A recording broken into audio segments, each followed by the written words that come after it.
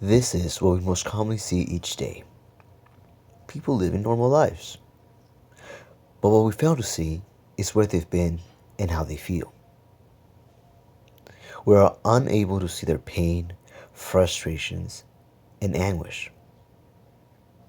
Interpersonal violence is not limited to a categorical group of drug users, suicidal individuals, or any other group whose actions are deemed as poor life choices.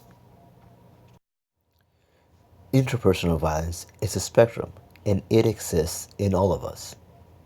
Prior to our creation, there has been a set of rules and guidelines that have been set that will suppress who we are and our full potential in life, some of which have been around for several generations, others which are limited to the environment and time in which we live. To better grasp this concept, let's take Erickson's stages of psychosocial development as an example.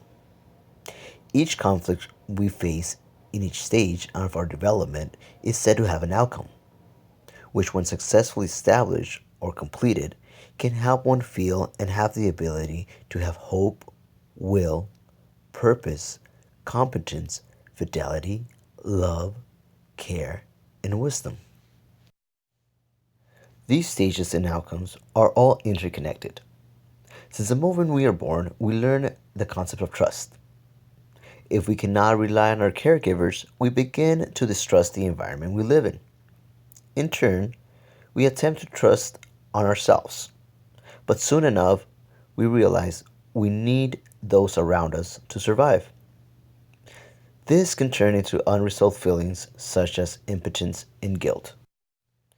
We can then become mad at ourselves for not being able to care for ourselves on our own and for allowing those who hurt us to continue to care for us as we were unable to do so ourselves.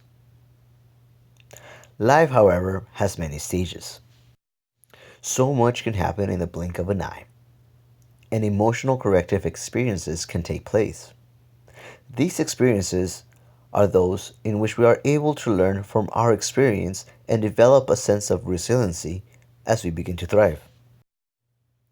The problem is when the emotional corrective experiences are scarce, and on a daily basis we are told we are not good enough, or are given tasks that we are unable to complete because we have not yet developed the skills to do so, setting us up for failure. Or perhaps we are denied resources and placed in a category of individuals who have limitations because of gender, age, religious affiliation, ethnic background, and the list can continue. We then begin to feel shame, inferior, confused, and lost. We feel we are incapable of reaching our dreams. At times, we may even feel incapable of dreaming. And so we cope the best we can. Many times we cope by engaging in behavior commonly known as poor life choices. The thing is that to some of us, those poor life choices are our best life choices because we had the power to partake in them out of our own free will. And many times, that itself is good enough. On a daily basis, we tend to put ourselves down, comparing ourselves to others or simply engaging in negative self talk, blaming ourselves for everything that happened to us,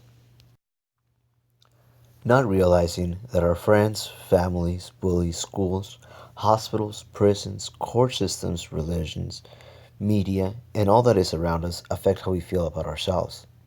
And as a whole, we continue to strengthen that power, the power that they have to limit our potential and make us feel inferior. Sometimes we lash out, we lie, we steal, we vandalize as a way to survive, not realizing we add to the stigma portrayed by the media. It is not to say we are victims. We are a part of society and we are all interlaced from those who are yet to be born to the institutions around the world. Creating awareness of how we're all in relation to each other, and the connection between the tripartite framework of structural, interpersonal, and intrapersonal violence is key in breaking away from violence itself and restoring hope, will, purpose, competence, fidelity, love, care, and wisdom in our communities and in ourselves.